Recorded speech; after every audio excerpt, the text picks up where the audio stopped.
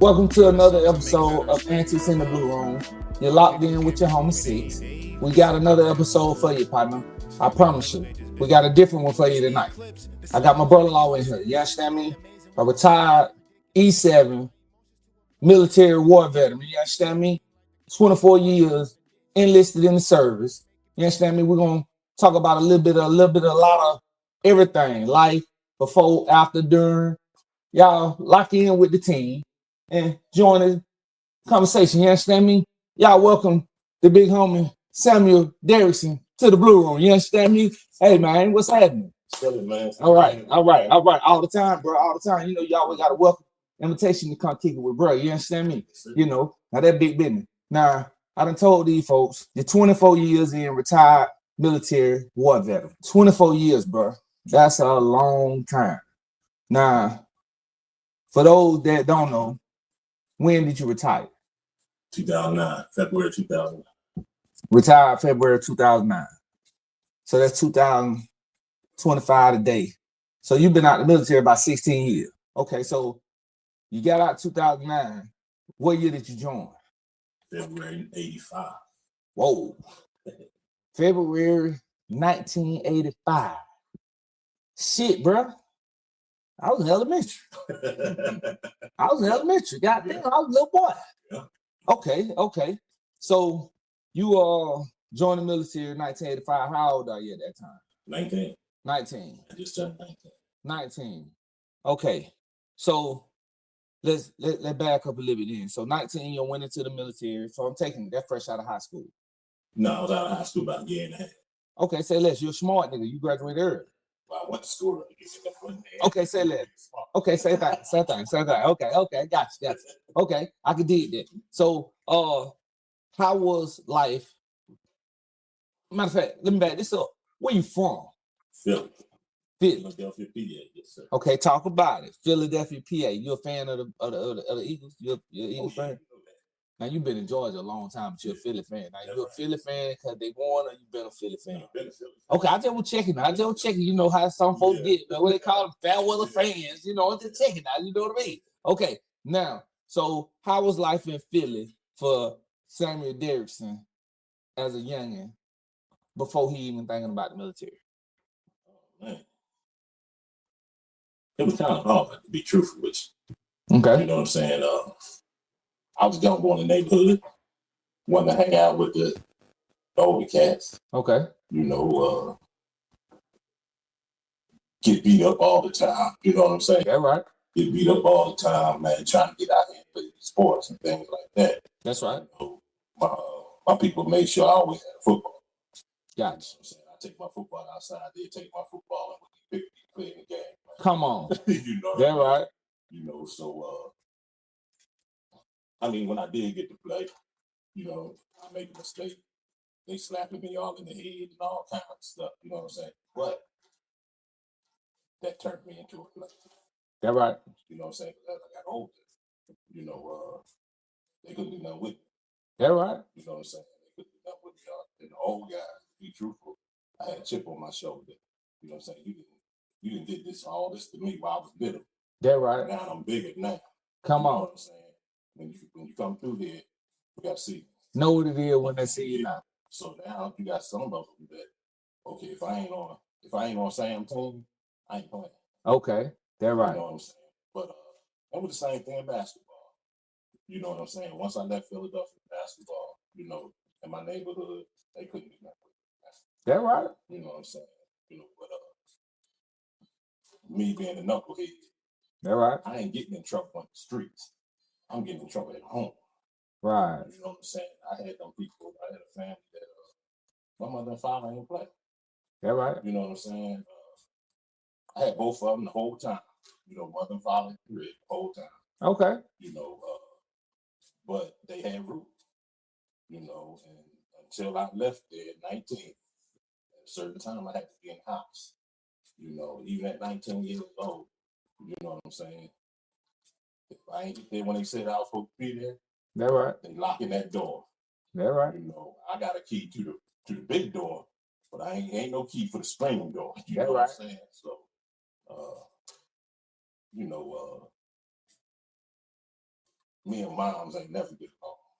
Right. You know what I'm saying? You know, you just run into some people that don't get along with you know, with all the people. That right? You know what I'm saying? And my mother, I don't know what it was. We just did not get along. Okay. You know what I'm saying? She used to stay whooping my ass. Man. Right. You know what I'm saying? To the point where it was really like abuse. You know what I'm saying? And I talked to my sister since I've been grown about it, you know, thinking, you know, well, maybe it was me. You know what I'm saying? My sister said, no, bro, you was getting abused. Hey, you know, so, that's that back in the day, Lord, boy, God damn. You know, so. So now, what pops was while mom's doing all this? Man, my pop was so laid back. He paid the bills, came home, had him a drink, went to sleep. Stayed out the way. That right? Paid the bills and stayed out the way. Until I start, you know, really smelling myself, and I start bucking up with him. That right? You know what I'm saying? Then, you know, you had to bring me on back down. Like, you know, I was bigger than him at that time. But the man had hands like a catcher's mitt. That right? You know, just big old hands. That right? He done put them things on me a few times. Okay, so they heavy. Yeah, I ain't afraid to say it or ashamed to say it. That right? You know what I'm saying? He done knocked my ass out in the living room one time. You know what I'm saying? But you know, I just didn't. I would run away. Okay. You know, all kind of things, man. That right? Get out the house. You know what I'm saying? Nah, you know, this don't sound like no story of when you were coming up as a little boy, you just trained to be a soldier. No, because it wasn't nothing like that. Okay. It wasn't nothing like that. Your childhood don't sound like that. No, matter of fact, be truthful with you, bro. When I got out of high school, right, I was supposed to go to Morgan State and play football. That right? You know what I'm saying? They had got me squared away. I was going to Morgan State. But me being a knucklehead, I ain't never gonna take my SAT. Got to be more careful. So you didn't go to college because you just didn't take the SAT. Yeah. How to ride? They gonna pay for it. I don't know if they were gonna pay for it, but they were fucking with you though. Yeah. And you ain't gonna take the SAT. I ain't gonna take the SAT. So what you do for that year and a half? Shit, I was on the block. On the block. Okay, so I know you bumped your head with mom and dad there. Yeah, I'm talking about I got thrown out, bro. Okay. Things got so bad for me at one time where we are constantly bumping heads. Mm-hmm.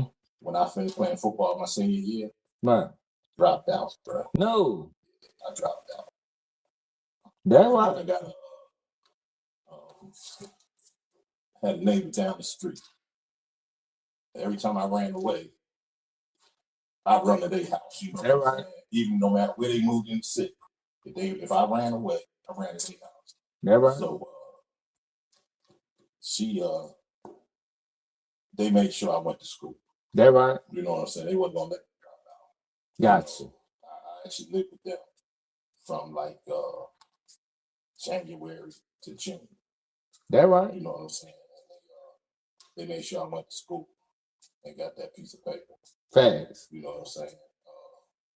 I mean, they gave me people at school gave me a full-time work roster. You know what I'm saying? Where I work, I just go to work.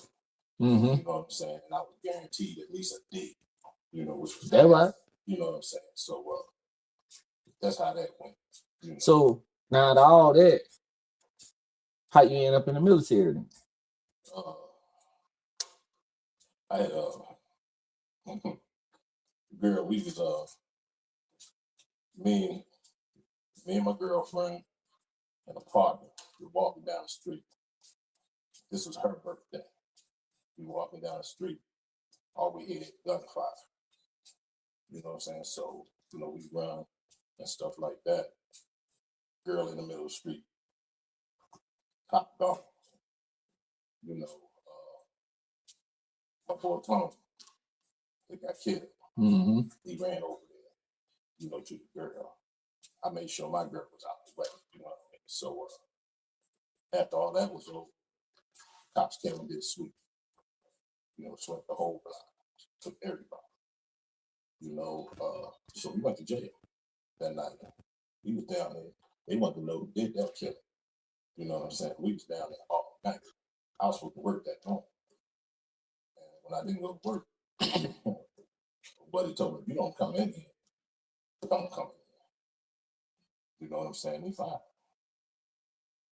So I did a whole summer, just doing nothing. Right. You know what I'm saying? And I ain't getting no money. You know what I'm saying? I'm doing little petty crimes, stuff like that. And my oldest daughter was born. Mom and pop they are not taking care of no kids. Right. You know what I'm saying? They wasn't doing it. You know what I'm saying? So I had to get it the best way I could.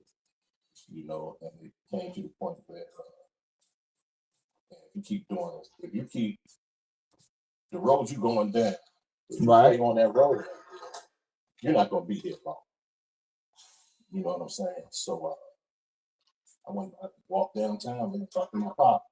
I said, I'm thinking about going to the military. Mm-hmm. He said, well, son, go ahead. Ain't no it's a peacetime. It's a peacetime army right now. You know what I'm saying? Go in there, get your money up, get you some education and all that, be fine. So I went ahead and signed up. But I got in trouble again at home. My mom and pop took me to court. Yeah. And the crazy part about it is my pop knew the judge. They grew up together. As soon as my pop told this story, that judge told me, take your shoestrings off. You're going to be here for a while. All I could say was, hold on. I'm supposed to take the test for the army tomorrow. The judge told me, okay, I'll let you go to take that test, but if you fail that test, you'll be back down tomorrow. You know what I'm saying? And I took the test and passed it. Okay. I didn't go back, bro. Okay, so you being originally going in the military, you pretty much were forced to go in the military.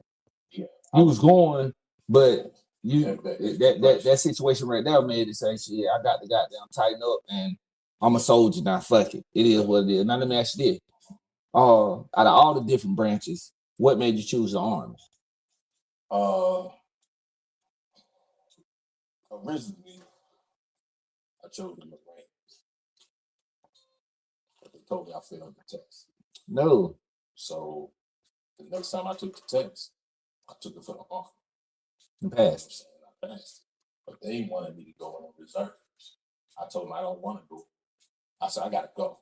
Right. You know what I'm saying? I can't. I got to go. So they put me in the regular Army. Put you in the regular Army. I took the test December 10th. I was out February 20th. Hold on. Damn. You took the Army test December 10th. You was out in basic February 20th. Okay. So now let me ask you this then. Fresh out of boot camp. How long boot camp is? When I went, it was 9 weeks. Okay. 9 weeks. Goddamn, the only people in your life that it seems like that them been able to tell you what to do is your mom and dad, and you ain't really feeling them. Right. 9 weeks of Army boot camp in 1985. Now let me ask you this. Did you experience any racism in boot camp? No, I didn't. And if I did, it was undercover, really, because you really tell about it. See, everybody was hollering at you. Right. You know what I'm saying? Yeah. Everybody hollering at you. Okay. You know what I'm saying? So fresh out of basics, you ain't it is what it is. Yeah. And the thing is, in basic training, I had overnight duty for one of the drill sergeants. Right. He was cool out there, away from everybody else, away from all the other drill sergeants. He was cool. Mm-hmm. And he explained he said, man, don't take none of this personal. That right. He said, this is on. He said, we have to do this. We have to do this so that we can turn you into what you need to be to survive in battle. I heard that before. You know what I'm saying? And they broke you down and built you back up. That right. You know what I'm saying? When I left basic training, I got promoted out of basic training. You know what I'm saying? I went to the what they call it, soldier cycle. Okay. You know, board. I didn't win, but because I didn't win, they wanted to get promoted. That right. You know what I'm saying? I was squad leader, basic training throughout the the whole 9. That right. You know, so and I took to it like a fist of war. Big fast. Be truthful with you, you know what I'm saying? Then when I left there, went to San Antonio, you know, for AI2. Now what's that? That's your advanced individual training. That's why I learned to be a medic. Okay, now hold on. Let's back up. Now, do you get to choose to be a medic, or was the medic job given to you? Well, when you pass the test, depending on what your score is, you get a certain amount of jobs that that you can take. Do you get to pick out of a certain amount? Right. And that's what you chose? I chose medic because I only had 2. And what was the other one? One was cannon crew, which is the artillery. What that means? Artillery is the one that shoot them big cannons. Okay, gotcha. You know what I'm saying? So it was that, and it was medic. Okay. You know what I'm saying? Now, artillery, they show you about them shooting and all that kind of stuff. And I'm like, man, that ain't me. Right. And then they show you the medic slide. And they in the hospital when they whites. Right. You know what I'm saying? And all that kind of stuff. Right. They don't show you the part about you going to the field and all that kind of stuff. All they show you is the hospital. Right. You know what I'm saying? So I'm like, okay, I can do that. You know what I'm saying? Oh, you talking about your medic side? Right. Okay. When I got my job, right. You know, they showed me slides about the medics. You know, how they, be in the hospital working with their medics, stuff like that. You know, but they didn't show me the real medics. Now, what's the real medic? Real medics is the one with the infantry man, combat armed dudes going out in the field. Now that was you. Now, when you say going out in the field and taking care of guys as a medic, are you meaning like shit if they get hurt, you patching them up? Now, explain to me like, okay, let's say I'm in the military and me and you out here in the field, and I'm out here busting. Something happened to me. Now, where you come in at now? They're gonna call me. Okay. You know what I'm saying? Because I'm not gonna be up front with you. Okay. I'm gonna be in the back with the commander or my medical vehicles and stuff like that. That right? You know what I'm saying? So I'm gonna come forward and bring you back. Oh, you coming to get me? Yeah, you coming to get you. Or they gonna bring you to me, or I gotta go up there. Me and my guys gotta go up and get you. That right? Bring you back. That right? And treat you. And if you can go back up front, we send you back up front. If you can't go back up front, we send you farther back to the next level of care. Right. You know what I'm saying? And you keep going back and back and back. You know what I'm saying? Depending on what's injured. That right? You know what I'm saying? So that's what I did. Now you did that for 24 years. 24. Okay. 20. Now you went in 1985. You got out 2009. How many wars you been to? 5. Whoa. I've been to combat 5 times. You know, and the thing is, combat, anytime you leave your operational area and you fully geared as far as weapon and all. Goddamn right. You know what I'm saying? And locked and loaded. You know what I'm saying? You are in combat. You know what I'm saying? So I've done that 5 times. I went to Desert Storm. I went to Macedonia. I went to Kosovo. And then I went over to Iraq twice. You know, I went there for the initial push in 03. I went to that one. And then I went in 05. You know, that was my last time. We came back when I came back in 06. That was it. What was your first time going? First time I was going. First time I went was in 90. Desert Storm. How old are you in 1990? 25. Now, what did Samuel Derrickson at 25 years old feel like when them folk called his company to suit up and go to war? Well, let me tell you, it's kind of crazy because we used to play basketball every Saturday. Right. You know what I'm saying? We would call the barracks, wake them dudes up, tell them, say, look, okay, we on our way to the gym. You know, so I called one Saturday. This is August night. And they told me, we're glad you called, Sergeant Derrickson. We on alert. We about to go to, we about to go over to the bus. You know, so I had to bring my bags and everything was already packed and at the company. You know, so, you know, I put my uniform on, you know, and we didn't leave that day, but we left a couple weeks later. Mm-hmm. Got to the training phase of, okay, this is what we're going to do. You know, if they do this, we're going to do this. You know, something like that. You know, a lot of nuclear biological training. Mm-hmm. You know, because of course they said he had so many. You know, Saddam had so many nuclear weapons, destruction and shit like that. Yeah, so we had to, you know, do a lot of training on that. You know what I'm saying? So we left in August and went to Fort Stewart down there in Hinesville, Georgia. Okay. We went down there and trained down there, took all our vehicles and everything, did some training down. And we left from there. Went to Saudi Arabia. Saudi Arabia. In 1990. September 1st, 1990. Who the president you up under there? 1990 was Bush. The baby Bush or the dad? That was the dad. Okay, that's right, because the daddy did start the shit. And the brother, the son finished it. That's right. He was supposed to, man. Supposed to, anyway. Yeah. Yeah. I remember that. God damn. So now, 25 years old, these folks say suit up and go to war.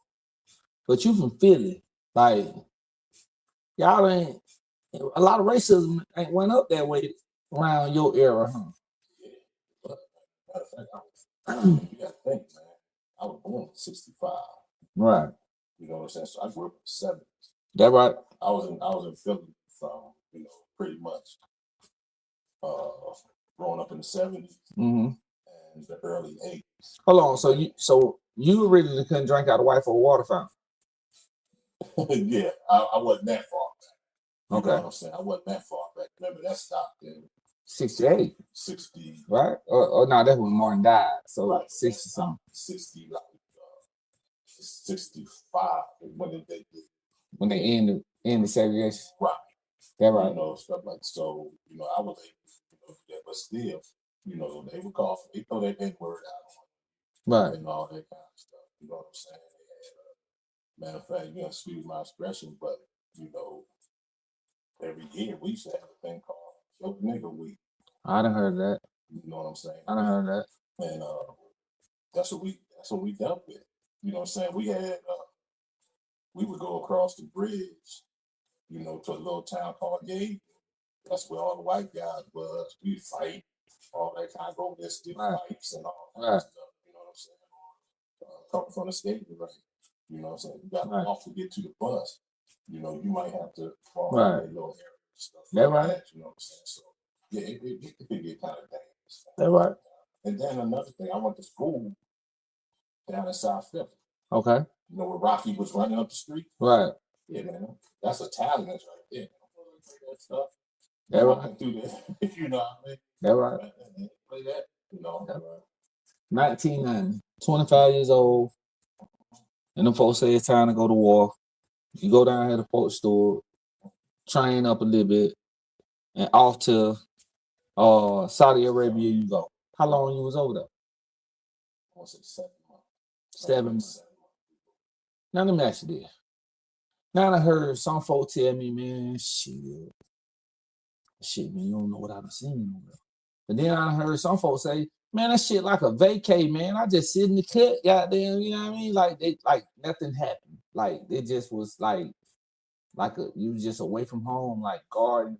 I guess what certain people can say they guarded, nothing went on. They ain't see that. You know what I mean? But some folks say that shit get active. Yeah.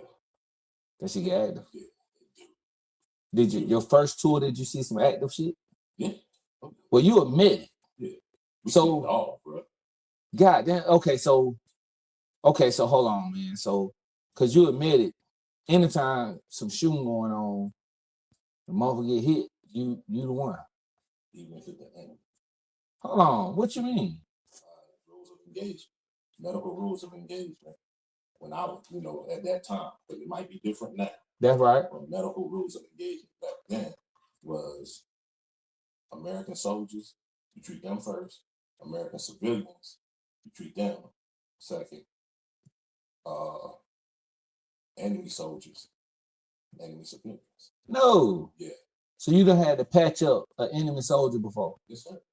Stop playing. After he done did some shit to your folks. I probably would let that motherfucker bleed out. This is the way I had to look at it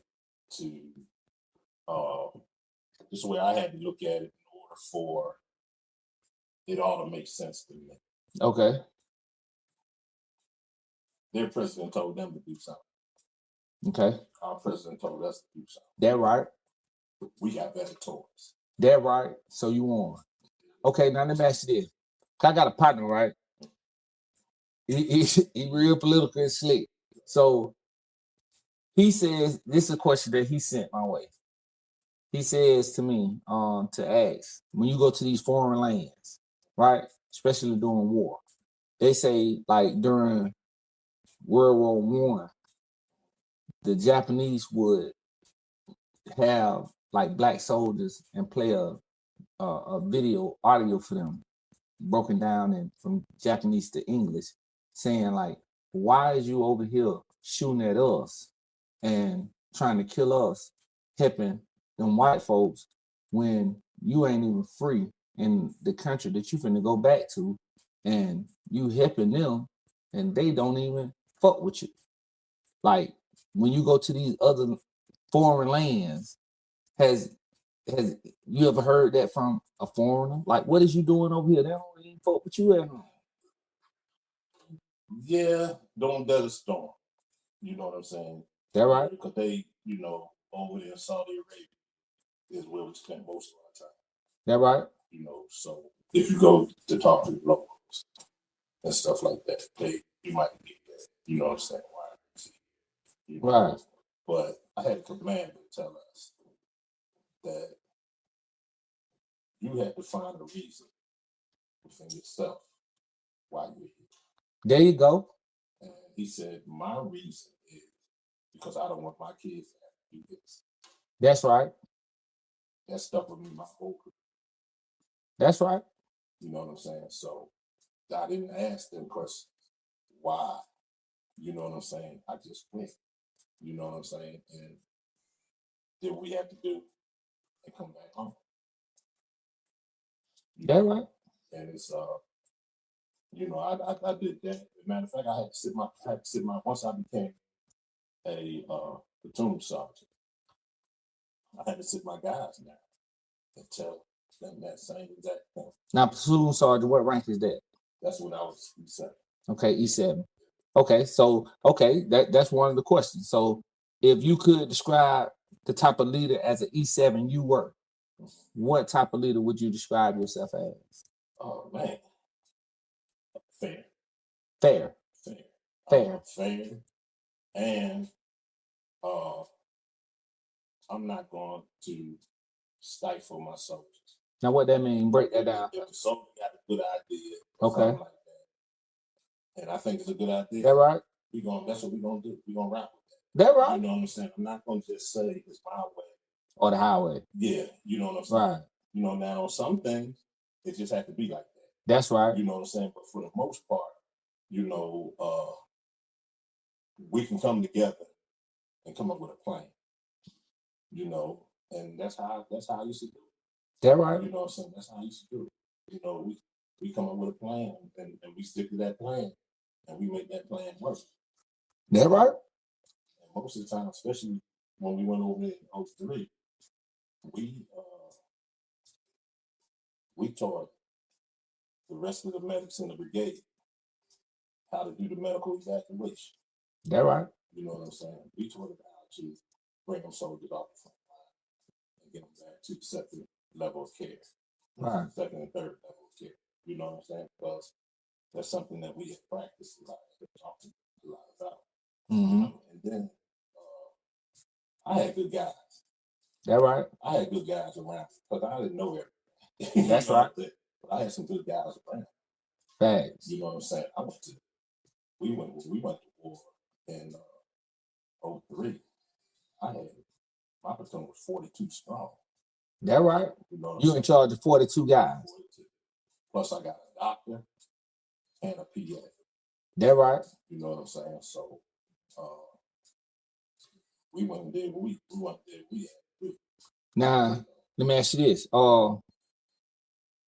At what point out of the 5 wars do you become a leader? When you're a medic, but you're the leader now.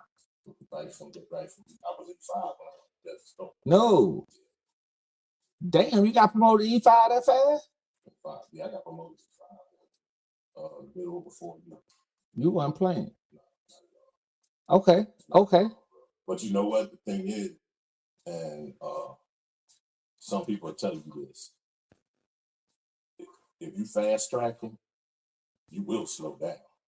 Right. Somewhere. Like it took me I did the E5 a little over 4 years. Right. But it took me 7 years to make E6.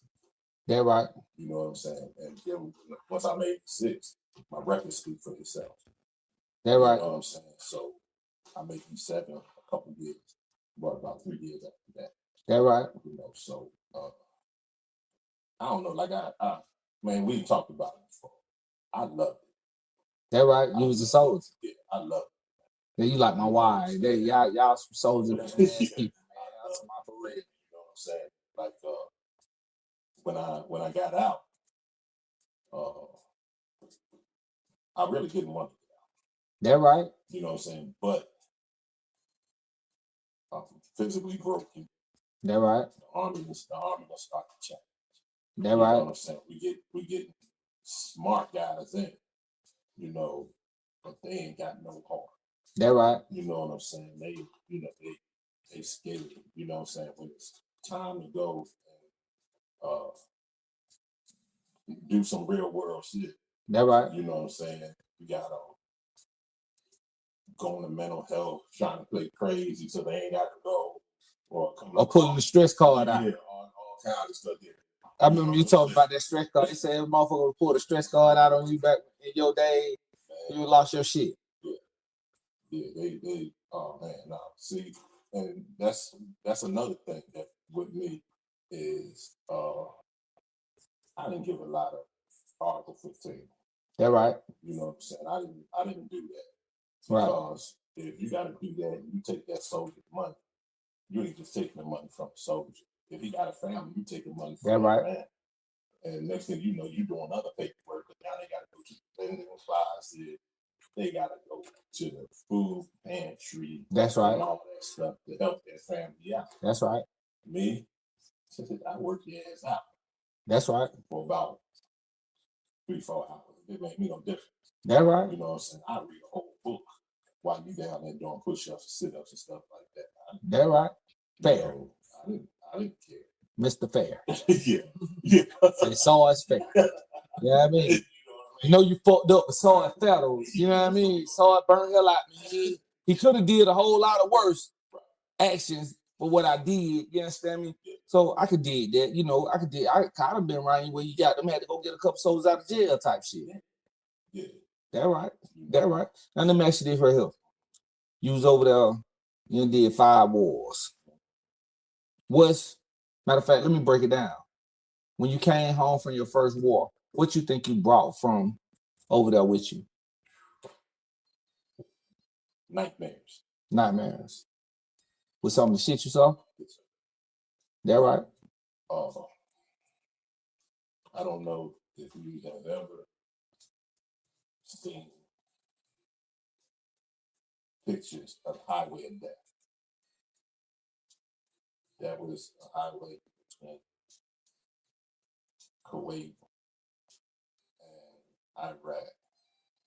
You know, where everybody on that highway, it was dead. No. Yeah, I done seen a truck with the man sitting like this. He driving the truck. All this is gone.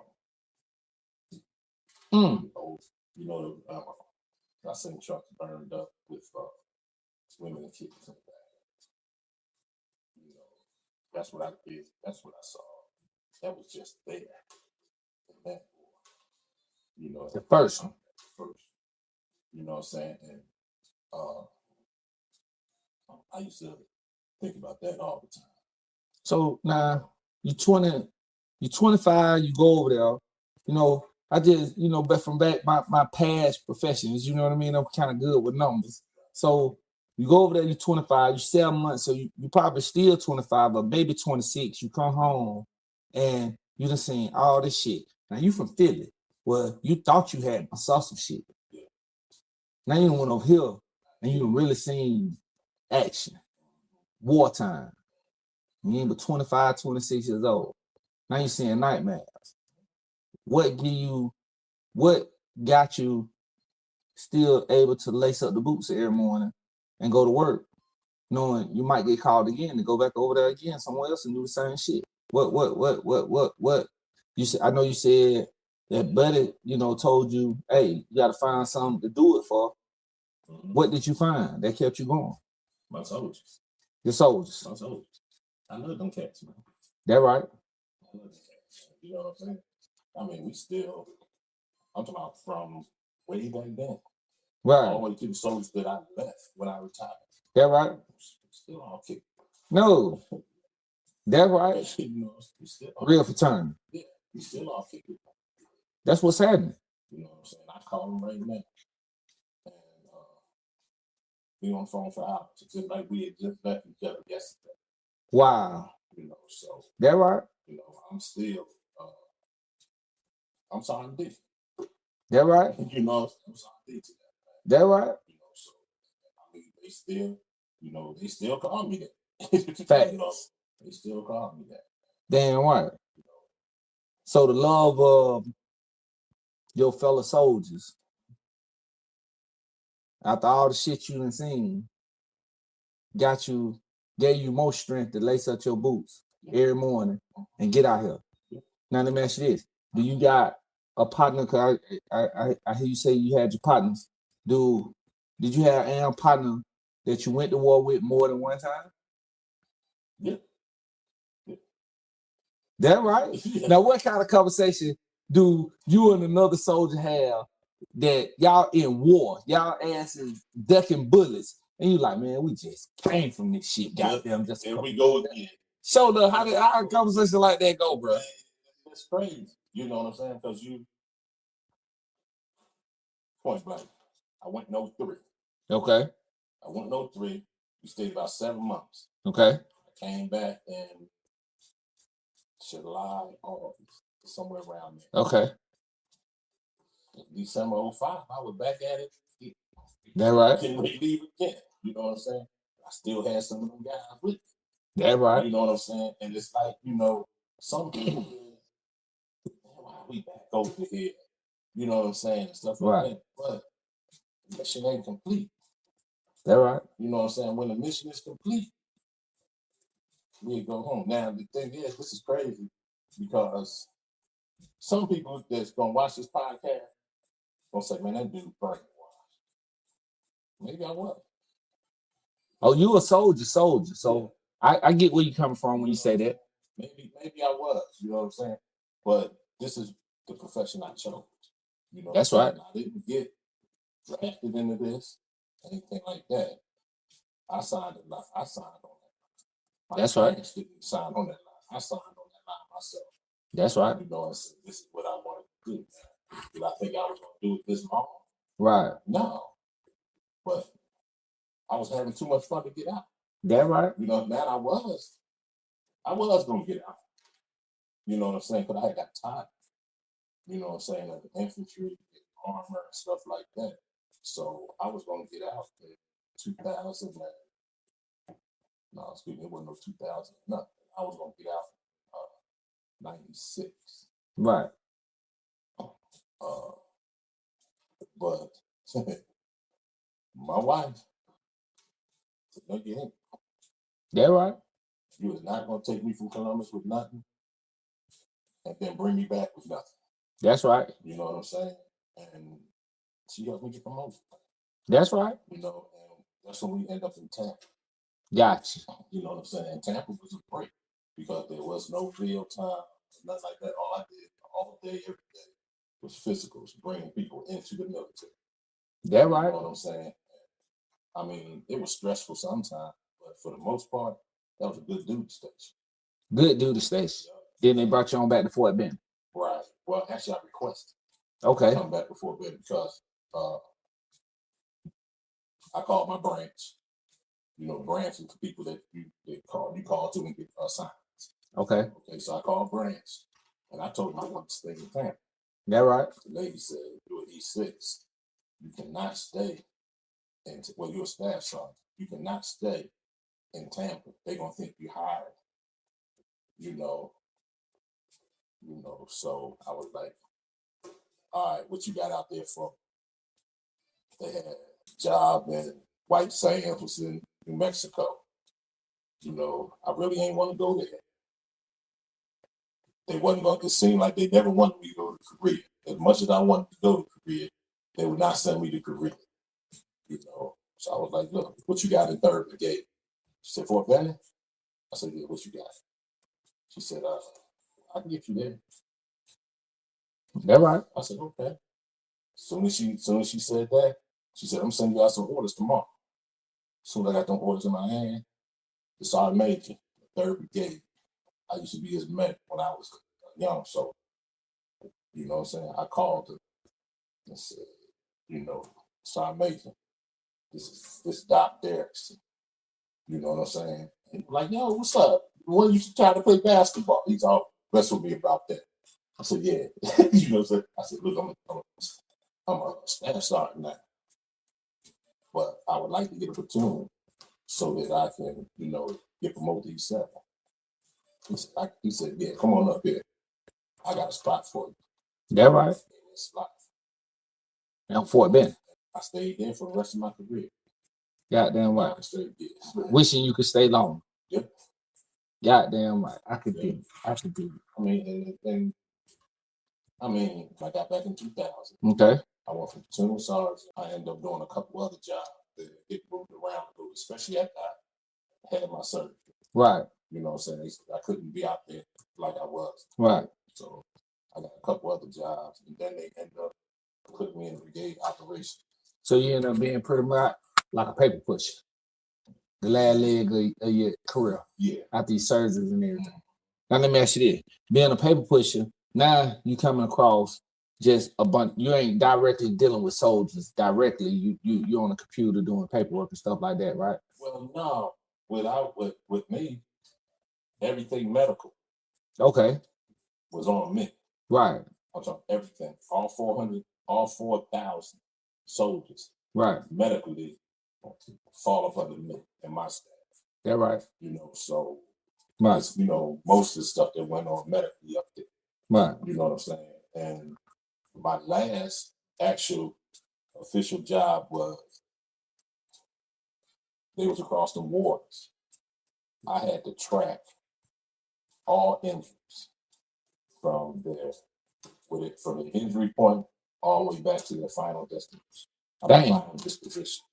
You know, and I mean that was that was hard. That's right. It was hard because, you know, when they send them soldiers off the battlefield, right? They can end up any place. That's right. You know what I'm saying? You can end up in Heidelberg, Germany, Longstow in Germany, Walter Reed in D.C., Fort Bragg at the hospital, Right. or San Antonio. If you got burnt up and stuff like that, San Antonio to the burn site. Right. You know what I'm saying? So I had to have what you want to call almost like a plug. That's right. I gotta have a plug in each one of these spots that can tell me what's going on with our soldiers. Damn right. You know what I'm saying? It worked out. Now let me ask you this. Have you ever lost one of yours? I ain't talking about, a soldier that's just a soldier. I'm talking about one of your 40 plus soldiers. I lost the last two soldiers I got as a platoon. When me being a platoon sergeant, my last two soldiers got killed. In war? Yes. Where y'all war? The first one we was in. This was in 2005. We were in Iraq. And he was a drug addict. Oh, he OD'd. Okay, so he OD'd, and then the second one was he was a medic on a brigade commander's team, with his guards and all that kind of stuff. He was the medic for that, and they somehow their truck got hit with an IED and blew him to pieces. Damn it. Damn it. And the thing is, the crazy part about that, that's when I was at the job where I was trapped. You know what I'm saying? So they called me and tell me, when people die, they are casualty assistance. They call and ask you for their medical records. Right. You know what I'm saying? When they called and asked me for Buddy's medical records, they hurt me to my heart. Right. You know what I'm saying? He was almost like the perfect soldier. Right. Physically fit, knew his medical job, quite intelligent, and stuff like that. So now you say one of your man's OD. Okay, now, so how heavy is drug use in them other countries for soldiers when they get at war with them? Matter of fact, how the fuck they get drugs? Medics, bro. You take everything. Oh, you talking about he ODing off drugs? See, forgive me, bro. I'm thinking these folks got a hold of some work over here. Okay, say that. Okay, they shooting shit that they getting out the hospital. He already had a drug problem. Okay. Before he came in. Say that. So, you know what I'm saying? He got himself together, came in. That right. He got busted one time, and they were gonna kick him out. But one of my NCOs went, and they talked, and they, we gonna let him go. That's right. You know what I'm saying? We're gonna let him go. So he deployed, and the medics, when you're out there in the field, you carry morphine, and things like that, so. That right. He started shooting up the morphine. Got to be more careful. He went to the med cabinet and got some stuff he really didn't know he got. That right. You know what I'm saying? He shot it up and shut his system down. Got to be more careful. The last thing he probably thought was, I done killed myself. That right. The organs start shutting down. You know what I'm saying? I can't remember the name of it, but if you got it when they give it to you, they got to automatically start back. Right. Breathing for it. You know what I'm saying? So. Right. He went out the same. They caught him with it. When they found him that next morning, still had the needle was still in his arm. Damn it, man. Now, shit. Okay. So you got to address the rest of the company about this. Right. See, but that's that part right there is above me. No, I'm talking about your 40 guys. Yeah. You know what I'm saying? Yeah, but at that deployment right there, they had taken me out of the medical platoon. That right. Remember that last deployment, I volunteered to go. Okay, gotcha. You know what I'm saying? So I Gotcha. wasn't in the medical platoon no more, but I was still, you know, I had been out almost a year from my head. You know what I'm saying? Right. So they took me and they put me in a job where I didn't have to go outside the gate, you know, and stuff or anything like that. I stayed inside the perimeter, and I pretty much was the infrastructure.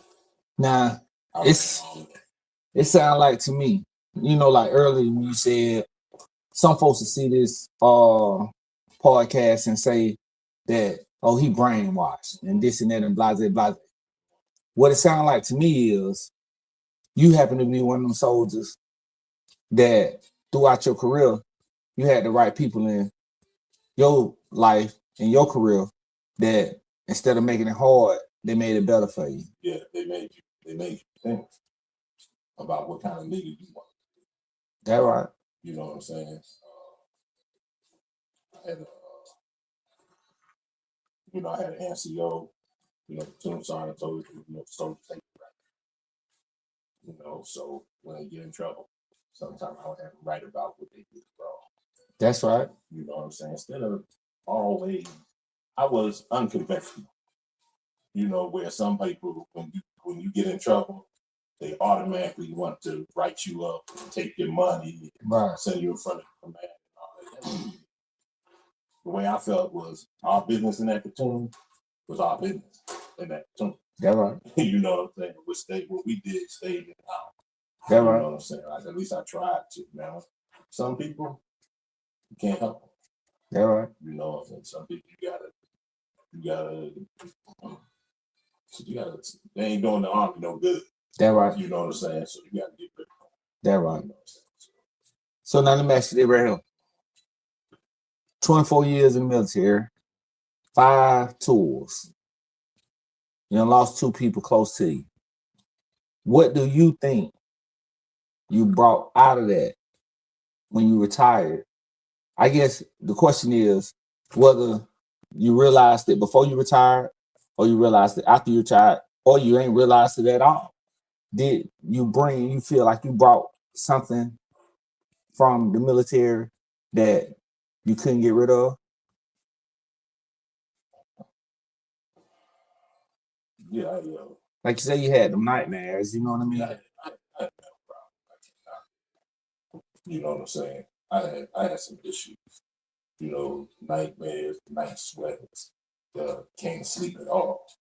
You know what I'm Insomnia. Yeah, you know what I'm saying? Almost type of thing.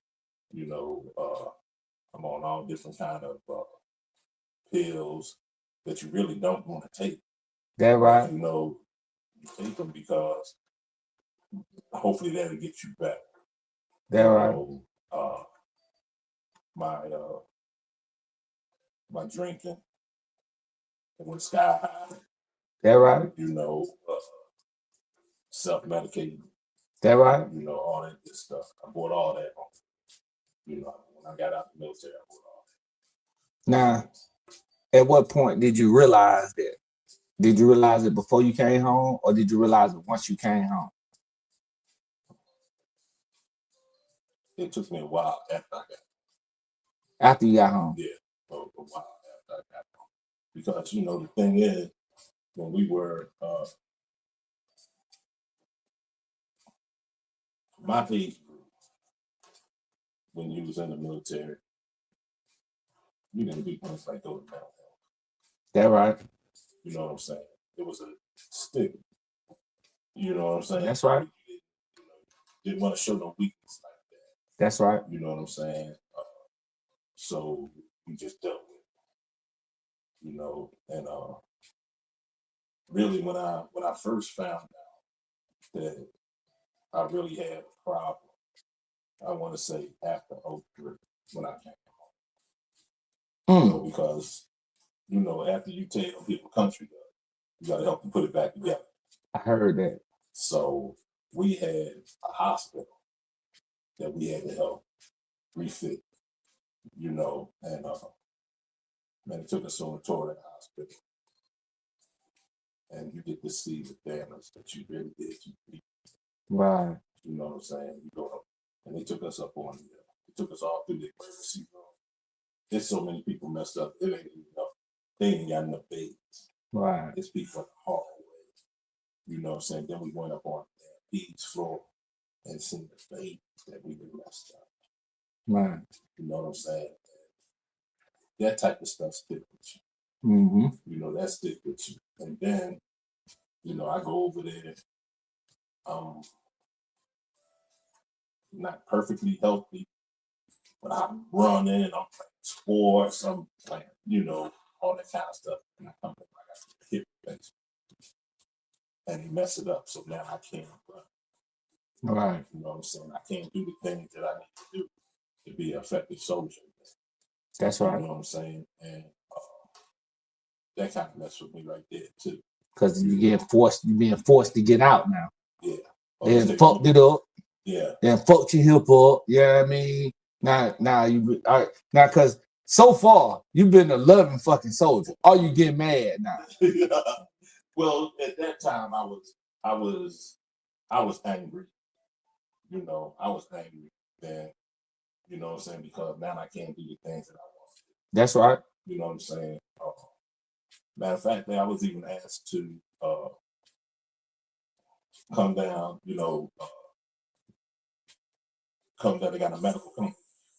They needed a first sergeant. Right. I would have to come down and be a first sergeant.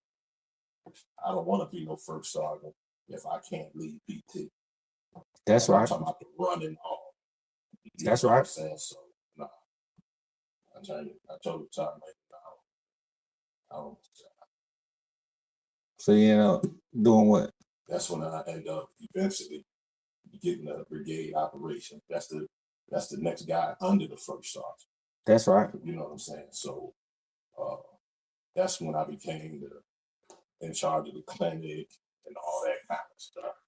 You know, making sure everybody is physically fit to, well, not physically, medically fit to do going to deployments and all this kind of stuff, you know. So now let me ask you this. You got the gig. So when did you losing it? At nighttime when everybody going to bed? Yeah. Yep. That's when you got to go to all these other little spots in your head. Yeah. That's fucked up shit like that. It didn't stop. So now let me ask you this. Do you feel like you lost something due to that shit? I mean, anything, relationships, goddamn, whatever. Yeah. Yeah, that kind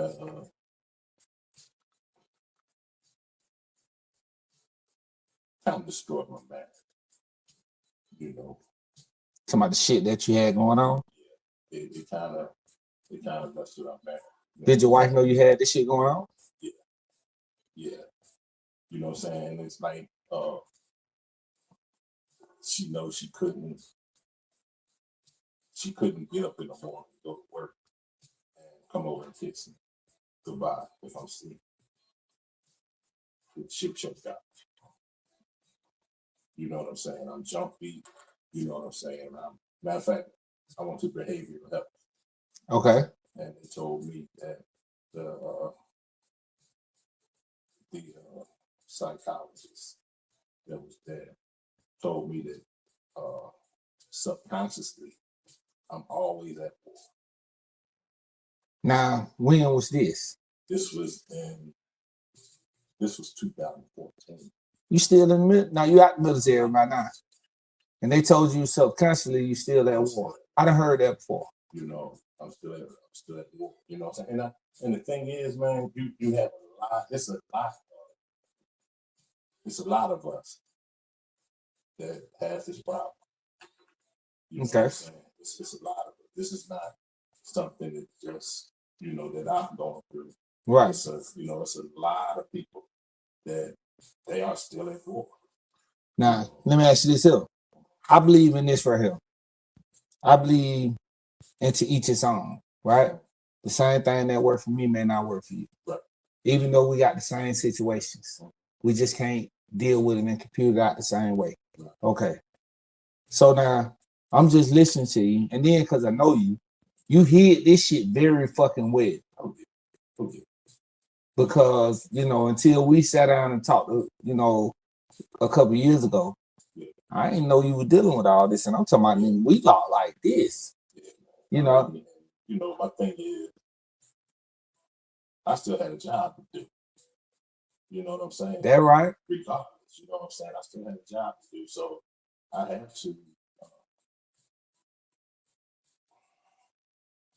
had to hide all of that. That's right. To be able to do my job. You know what I'm saying? Even though sometimes I break out and cry. You know what I'm saying? But I can't. That right. I gotta show something, you know, different. You know, what the thing was. I ran to the bar. Ran to the bar. That right. You know what I'm saying? Ran to the bottle, ran the marijuana. You know what I'm saying? That right. And all kind of craziness. Right. I sit down in the basement or wherever by myself, and all kind of crazy stuff is going through my head. You know, and matter of fact, I had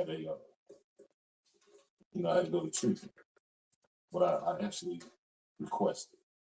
Well, I want to ask you, what was the breaking point that make you? Yeah, I mean, yeah. What was the breaking point that make you get there? Got a partner. This dude retired around the same time I retired. That right. Then he retired from the sheriff department. You say then he retired from the sheriff department. That right. The dude was he would go out and feed the homeless. He had soup kitchens. He was a minister, you know, pretty much. He wasn't a minister, but he was so deep into the Bible and religion that he would talk to kids about that right. And all that kind of stuff. My man killed himself. No. He didn't drink, didn't smoke, nothing. And he killed himself. He wrote a letter and put it on Facebook. And guys, you know, sent it to me. You know, and I read it. And I broke down because this dude was a good dude. That right. And I'm reading this letter. And this letter is me. That's right. You know, this letter is me on the way. And I'm like, damn. You know, I already, you know, when I had to start buying guns. Yeah. You know what I'm saying? Stuff like that, you know. And wife scared because I got the guns and stuff like that, you know. And I just went to her and told her, you know, I got to go get some help. And I explained it, everything. But my help was I was thinking more PTSD because I got that bad. That's right. You know, I was thinking more PTSD. But once I got the treatment, alcohol. That's right. You know what I'm saying? I had been drinking pretty much since the age of 13. That's right. You know, the only time I really stopped drinking within 10 months, I was over there on New. That's right. You know, and when I went through basic training, right. You know, they the only time I really had stopped drinking. All the rest of the time I was full blast. You know, so when I got to treatment, man, it got so bad. Let's put it this way. It got so bad that I didn't love me. That right. You know what I'm saying? I didn't love me. Even though I had all these awards and things like this on my wall. That's right. You know, pictures and stuff, you know, me doing what I was doing, you know, while I was in the military, you know. Do you think a big part of that had it because now you got so much free time on your hands? That too, yeah. You know what I'm and saying? Are you still pissed off at the military because, you know what I mean, your hip ain't working? Goddamn, you know what I mean? Matter of fact, to be truthful, man, when I came out of when I came out of treatment, Mm-hmm. I had learned so much about it. That's right. You know, that a lot of that stuff didn't matter. Come on. You know what I'm saying? That, you know what I'm saying? I'm not mad because my hip don't work like it's supposed to. That right. Well, my leg don't work like it's supposed to. That right. You know, but I'm still walking. That's right. You know what I'm saying? Come on. I can't run like I used to run. Come on. Bigger pitch. You know, yeah. And then, as far as having something to do, that's when I went and talked to the coach. That right? Because what they call you now? Coach Sam. Coach Sam. Coach Sam. You know, Coach Sam. So, yeah, went talk to Coach and after he needs some help. He said, yeah. And the thing is, I'm so in touch with me now. Just like I'm telling y'all. So, you know what was going on. That's right. So, him being the dude that he is, you know, he real good dude. He keeps me employed. That's right. He keeps me employed. You know what I'm saying? If he got a doctor's appointment or something like that, he called me. Coach, can you come in? That's right. I go in there. All mine to be in the gym with the kids or whatever. Oh, you talking about during school? Yeah. That's right. Yeah, they're right. Come in there. You walk around the halls of the school now. Halls of the school. Yeah. God damn right. Coach Sam. Yep. Hey man, that's what's happening, bro. That big business, man. You got me right. I coach football. Okay. Basketball. Come on. Track. No. Yeah, shot put and track. Hey, okay. And I do girls flag football. Come on now. Matter of fact, when we just had the award ceremony not too long ago, and they were reading who does what. You know what I'm saying? This is Coach so and so. He coached basketball, you know. And they got to me, he's Coach Sam. And they just said, okay, well, he just do that. Got that right. You know got that right. And, you know, I don't mind because it gives me something to do. And I can talk to these kids. That's right. You know what I'm saying? I can talk to them at a lot of different levels. You know what I'm saying? That's right. Talk to them about being a knucklehead in school. Mm-hmm. When I was young and stuff like that, they don't get to go that route. You know, I can talk to them about alcohol and drugs, how they don't even need to go that route right from the beginning. That's right. You know what I'm saying? I can talk to them a little bit about that. You know what I'm saying? That's right. Because I've been there as a young boy. You know what I'm saying? That's right. Shit like that. That's right. So, it sounds like, you know, just talking to you, you said earlier, you know, what gave you the drive after seeing all the bullshit, going through all the bullshit, and lacing your boots up as an E5 and still going to work tomorrow knowing you might go back to work. You said your soldiers. Your soldiers kept you driving, right? The idea of you having somebody that you had to take care of and look out for. Okay. It seems like it's just your nature because now you done converted that what it seemed like to these kids over here. Yeah. And it's like, that's what you're doing for them now. You know what I mean? You're coaching the kids, you're talking to the kids, you're mentoring the kids. You understand me? Like, you're using the kids for the same thing you use the soldiers for. Now, let me ask this, you sleeping better? Yes, sir. That's right. Less stressful? Oh, yeah. Now, how long you been clean?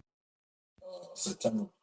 September 3 years, you did what? Smoke no weed and drunk no liquor, alcohol. That big business. Congratulations, bro. Congratulations. That big business, man. That big business. Because Lord knows I know. You know what I mean? Yeah, man. That big business there, man. When I say 3 years, boy, that big business. That big business. And, you know, like we talked off camera, you know what I mean? The driver not wanting to let them kids down. You know what I mean? Yeah. You know, yeah. That big business. It keeps clean. You know what I mean? I don't want to let them kids down. And I don't want to give nobody else the satisfaction to say, I told you so. Goddamn right. You know what I'm saying? So I'll tell you, it sounds like you fall into this slogan, man. I'm telling you, I got this slogan. You change for self-benefit before you're forced to change for the benefit of somebody else. yeah, you know, the thing is, when I came out of treatment, they said, you need to go find a AA. That's right. I found it. That's right. You know what I'm saying? I go to my group meetings like I'm supposed to. Okay. You know what I'm saying? And I work on me. Big fact. You know what I'm saying? Anything else that's going on right now? Okay, it's going on. That's right. My number one thing is my sobriety. Big facts. You know what I'm saying? That's my number one goal is work on my sobriety. That's right. You know what I'm saying? Because I think if I were to, for instance, tonight, if I were to have a drink tonight, there ain't gonna be no stopping, bro. Facts. You know what I'm saying? We gonna drink all of that. We gonna drink whatever you got upstairs. That's right. You know what I'm saying? We gonna go to the liquor store if it's open. That's right. You know what I'm saying? And I might not come back. Might not. No more. You know what I'm saying? I might not come back from that. You know what I'm saying? That's right. So it's best for me to just stay away. That's you know right. what I'm saying? And what I found out was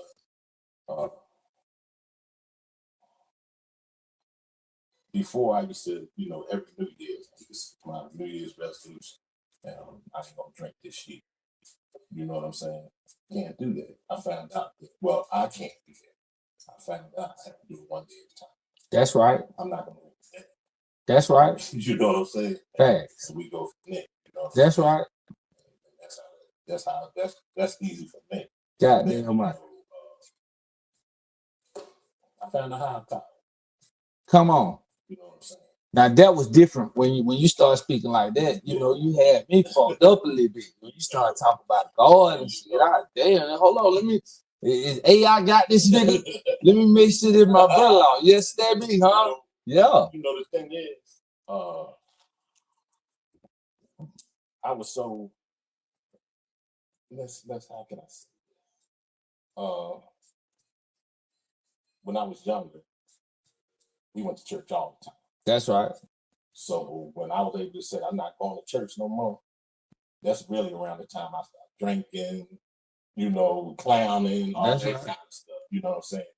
Because I was stuck on religion versus spirituality. Come on. So now, my journey is a spiritual journey. Come on. Now, you know what I'm saying? I have nothing to do with this one. That's right. It's a spiritual journey. And my higher power, like right now, my higher power don't even have a name. Come on. He's just my higher power. Come on. You know what I'm saying? Because I do a little bit, I study a little bit of everything. That's right. That. That's right. So he is who he is. Come on. You know what I'm saying? And, once I found out that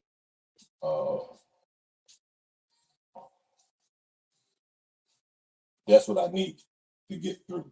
Come on. This. That's where, I found out that even though I left my higher power, he never left me. Come on. And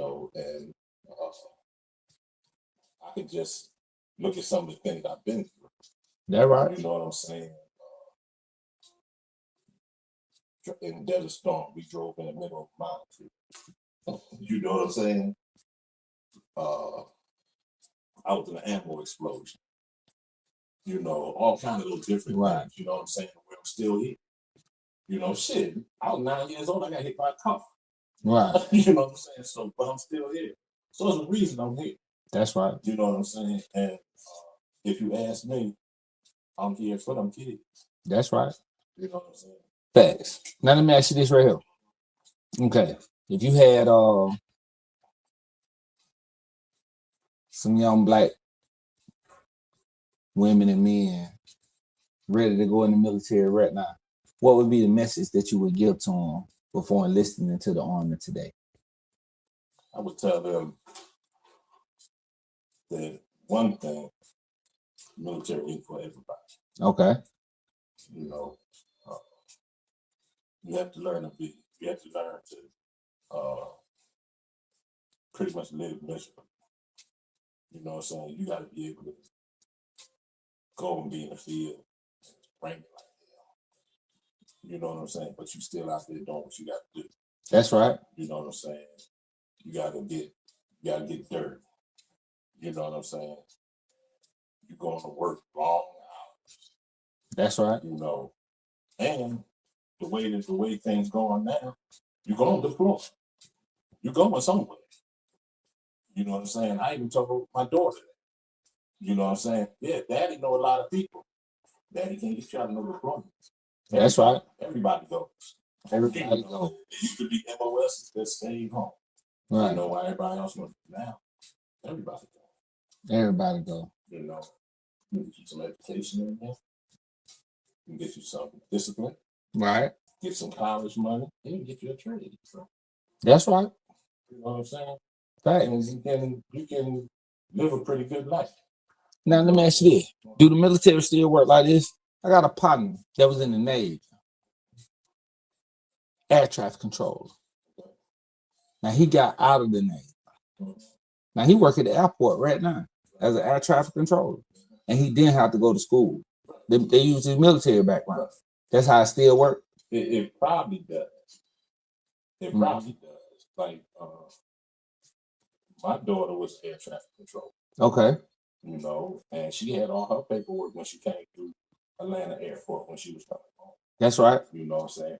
I tried to get her, you know, find out where you need to go and fill out an application while you've been at the airport. That's right. You know, but she didn't want to do it no more. You know, air traffic control is one of the high suicide rate. No. In the United States. I ain't know that. Yeah, they got a real high suicide rate. But you know, you gotta think you have a lot of people's lives in your hands. That's right. You know, when that thing is up. That's right. You do the wrong thing. You know what I'm saying? Somebody going to jail.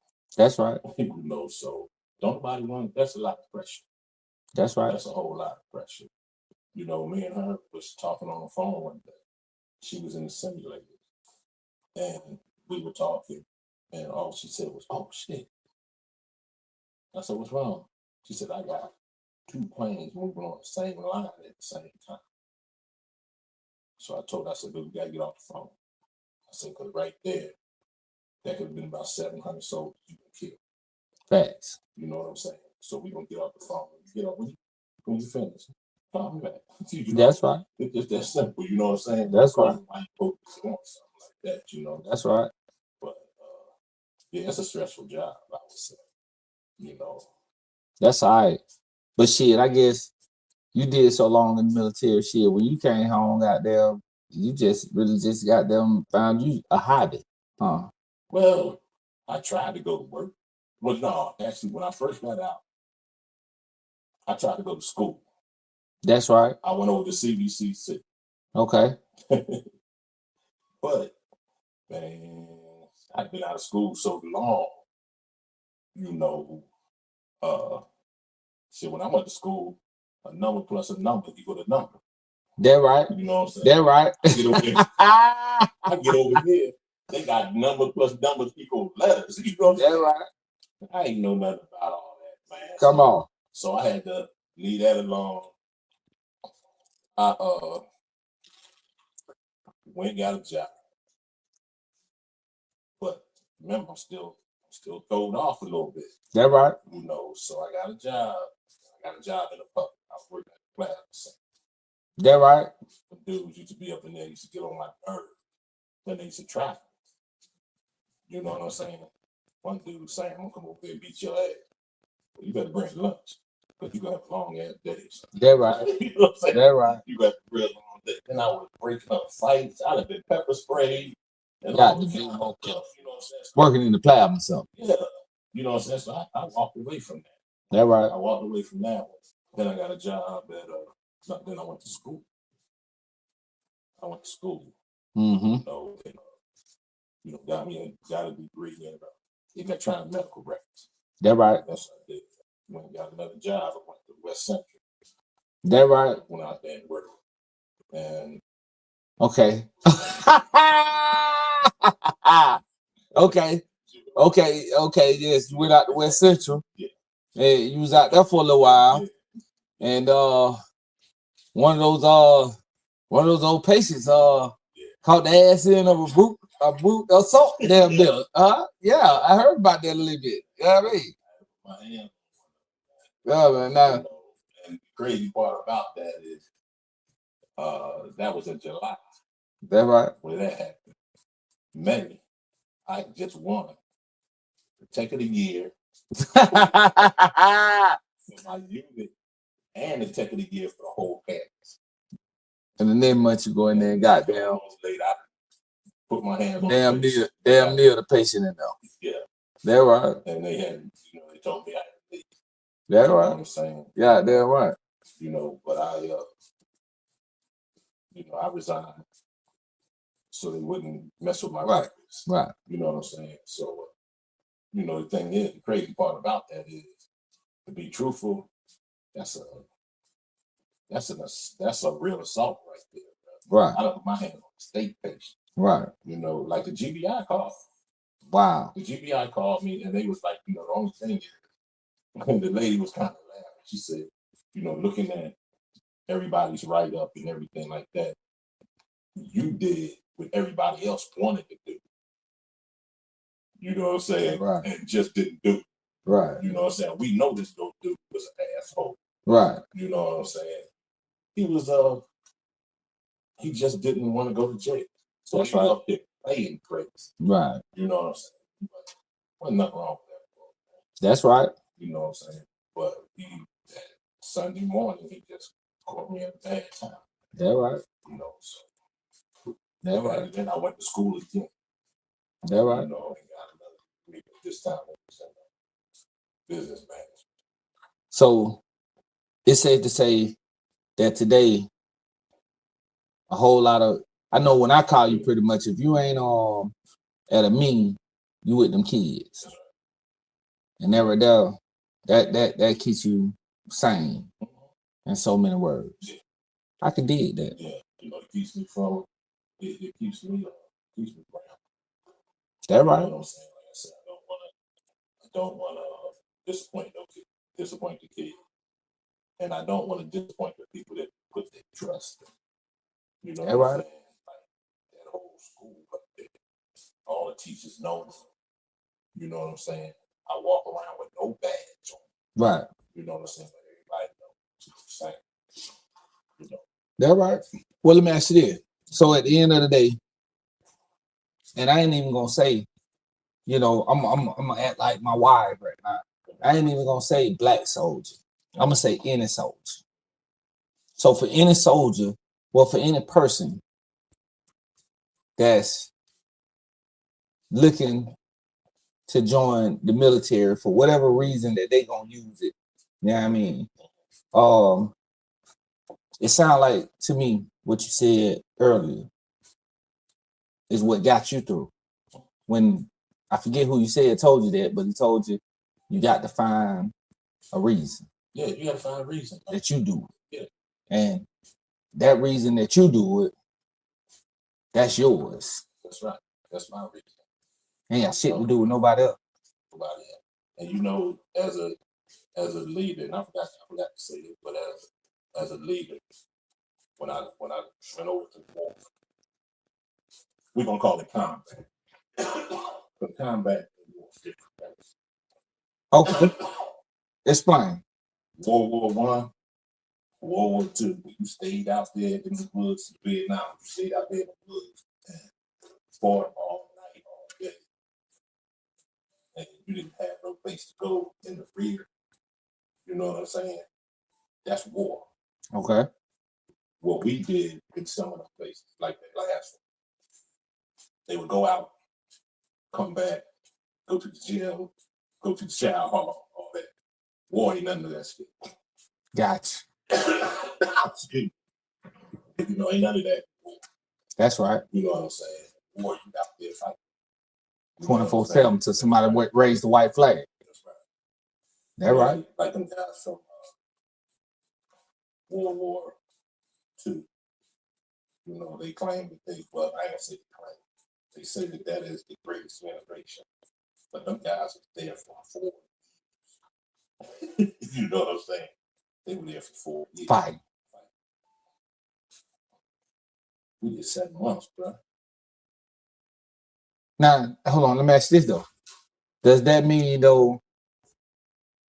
that? Now, let me ask you this. It took them 4 years. Took y'all 7 months. Now, would you say y'all was more technically sound? I ain't gonna say better, but I'm gonna say technically sound because y'all would be more advanced technology-wise. So, would you say the difference between y'all and them is the technology? Technology quick. Yeah. Because y'all did the same thing, right? It just didn't take 4 years. Because y'all went over there and blew some shit up in 7 months. Yeah, but the thing is, where they went over there for 4 years, I want to say 4 years. You know what I'm saying? They went over there, the big thing. At the end of that 4 years, it was over. If you can think about it, Afghanistan went on for 20 years. Facts. You know what I'm saying? And who won? Right. You know what I'm saying? Who won? But then to you, that don't matter because you found a reason that you joined the military. So the rest of that shit don't even matter. That's right. And my thing was, my job was to keep my soldiers there safely and get them home safe. Damn right. All the shit in between, just like didn't matter. Goddamn right. Goddamn right. Well, that's how I see it. Man. That's right. I could dig that, bro. Well, I tell you what, bro. You understand me? First and foremost, the Blue Room wanna salute you and give you kudos and you understand me? We wanna tell you thank you for your service. You understand me? You know what I mean? 24 years, we wanna thank you for all your wartime. You understand me? We wanna, you know what I mean, appreciate the bravery and all that old good things that you done showed out there in that field, taking care of business. So that a lot of us over here can kick it how we kick it. You know what I mean?